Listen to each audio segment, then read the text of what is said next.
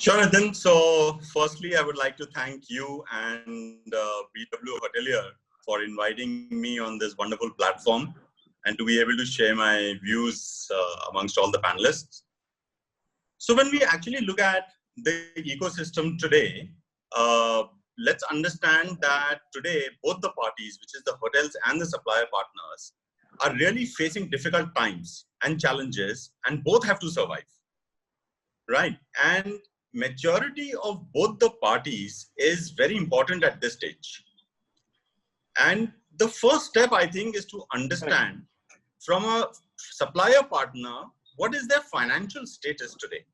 Now, some of them could be actually at the brink of solvency or bankruptcy. So we need to determine that how strong are some of these financially. Would they require advances? Would they require prepayments? Would they require faster payments and so on?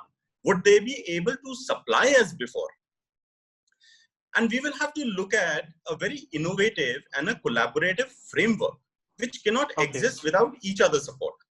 And the focus should be on introducing collaborative ways of working first. Now, the key here is to create internal alignment and a very collaborative mindset and culture throughout each part of the hotel organization that is linked to this effort. Also, when we look at the suppliers externally, I think suppliers won't fully take part unless there's something in for them. So our aim should be actually a two-way benefit right from the word go. Then there'll also be new norms around safety that have to be understood by the suppliers, right? How safe is a supply chain? Say, for example, for the cold storage, for fresh products that needs to be supplied. What are the hygiene standards that will need to be followed? What norms they would follow for their facilities, for their own staff, for the vehicles that will ensure transport of all the critical supplies to our hotels, right? Most of the organizations that have actually faced supply chain disruptions, especially now due to the coronavirus, do not seem to have visibility down to the tier 2 suppliers, or are highly dependent on a single geography or a single supplier for some of these key products. Now, how can we really look at that ecosystem, and how can we encourage our suppliers with whom we've directly contracted to allow us to gain visibility into their supplier network? So organizations would need to gain more visibility into the extended supplier network. And actually today we'll start to work on a diversification of their suppliers across geographies.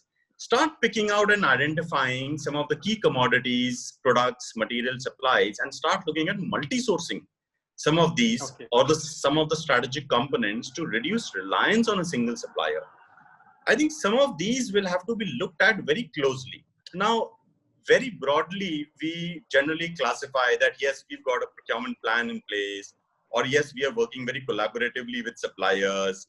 Now, it is high time when we stop putting all these things just on paper and actually translating these to grounds. Right. So from a hotel management point of view and the procurement perspective, I think we need to work very, very closely and bring suppliers into this game as very strategic partners and put everybody's skin in the game. So I think that there was a time, over a period of time, what we started doing was started onboarding more and more vendors who came up with some specific products and services. And what as procurement professionals we ended up with is a whole lot of supplier partners. Now, one aspect was managing the supplier partners, but now going forward, we just cannot afford or start dealing with so many numerous suppliers. And we will have to start working with a few key partners and work collaboratively, innovatively, even ensuring that they invest and build their capability so they are able to offer you more products and services as a consolidation and aggregation. And you start working with these partners. I think this comes to how probably we are going to look at qualifying our suppliers and how we are going to work with them in the future. Now, when I look at the cross section of the industry, and not just hotels, but the general environment today is how can we focus more on technology? And like it was brought out in our previous discussions. So apart from the basic factors of financial sustenance, sustainability, suppliers adhering to the new requirements of the norms of maintaining certifications, permit licenses, I think there's going to be a big focus on technology. Now, some of these suppliers, while they've jumped and they want to ride the bandwagon of whether chemicals, whether sanitizers, whether so many other new categories, face masks and so on, I think a lot of it also will be dependent upon how they are adopting or they're going to adopt technology. Now, there has been a lot of discussion around the disruptive technologies like IoTs, cloud computing, artificial intelligence, analytics, robotics, blockchain primarily. And there are many articles also around blockchain in food, blockchain in products, manufacturing, and so on, and creating that visibility. It also ties in very well with that comment that Nitin made earlier of that procurement manager trying to put some money in his pocket, or the perception of somebody trying to put that money in their pocket. So how do we create more visibility into the way that we're doing things, and how do we bring in technology? How do we encourage suppliers to use more of technology? So that's one part of it. The second part is also that from a hotel perspective, we have to look at what is our requirement. And based on that requirement, so whether it is assessment of the critical raw material availability, mapping it to high value products and revenue streams, some of the critical supplies that we are looking at, who the vendors are, who can we really work with, their geographical presence, their wherewithal, where do they come from. We should also look at some of these suppliers who will offer BCP plans, contingency plans on flexibility on contract terms, being able to step up and be more partners in the game than being just a supplier and washing your hands off. So I think some of these, if these partners really come with an open mind, I think we can do a lot together in this business. So if I think back into my times when I was in the army, I think and I look at some of the fundamentals of the military environment. Now, as a military leader, you lead men into situations that can be difficult, sometimes dangerous, a lot of times life-threatening. And why do these men who are there with you follow you unquestionably? And mostly it is because you worked with them very closely. And Sanjay ji brought out the whole training aspect that you build. So you build a bond with them, you build a camaraderie with them, you develop trust with them. You've given that confidence to these people who are in your immediate ecosystem that you are there for them. Also, when you're part of a regiment or a battalion, you normally work with other formations to support you in times of war or aggression, and you're also out training and all. But even with these people, your focus is on building collaboration and trust. You are discussing plans with them. You are open to suggestions. Innovative thoughts and ideas need to be put on the table. How would you attack? How would you encircle the enemy? And so on, when you get into those nitty-gritties of it. Now, what also you do is, and very, very critical that I emphasize a lot in my corporate life, is that you are hearing all perspectives from your teams and other members who are part of your extended groups and collaborative efforts. And what you start doing is developing very good listening skills.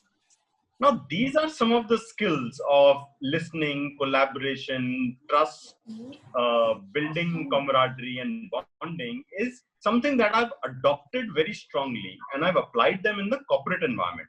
And especially when I work with some of these key suppliers. Now, suppliers, now trust, takes a long time to build. It's not that Correct. I meet somebody today and he says, oh, I trust you, right? So trust takes a long time to build, but that trust is a step-by-step process.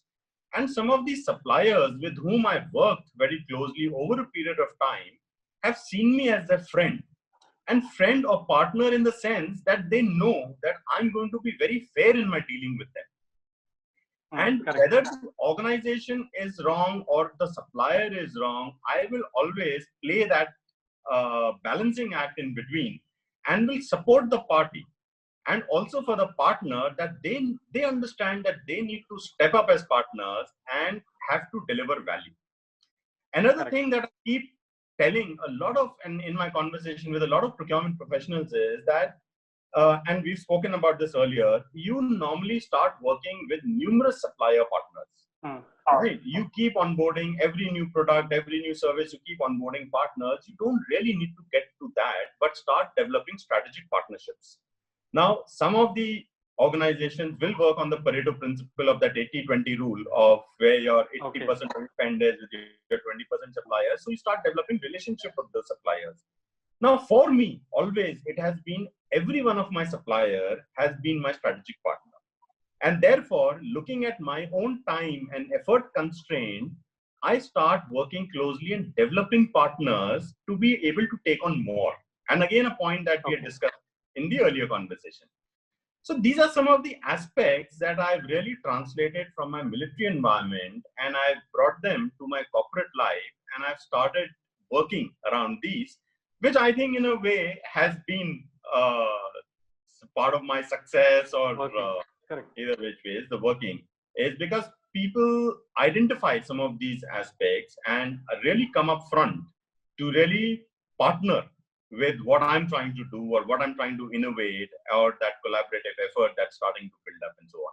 So each organization has their own pros and cons. I love and I miss a lot of the military life, many aspects of that military life, but I also love a lot of aspects of my corporate life. So the camaraderie that we build in the military life, for example, any postmate or any Fauji that I meet or bump into anywhere, we click like nobody's business instantly. Correct. Right. And that is something that is completely amiss in the corporate life. So even though, yes, you have a small fraternity, hotel professionals and all, you keep meeting, interacting, yes. But other than that, the larger force in the corporate, you have no association. You meet them very formally in an office environment, and that's about it. You don't build the social bonding. You don't build a lot of the camaraderie and so on. So pros and cons of both. Some I miss of the military life, some aspects are good here. I think so. A lot of matured countries have this conscription services where people or youngsters go through at least a few years of training and get to see the environment. And I think we are at that stage where it is very important for the youngsters to really look at that and really understand where some of the military personnel come from and what are the challenges and the issues that they face on the borders. It's very easy to just put everything under the carpet and say, oh, I've read something and I don't know whether it's true or false or how it is. But only when they go through, they'll be able to associate and understand some of those challenges better.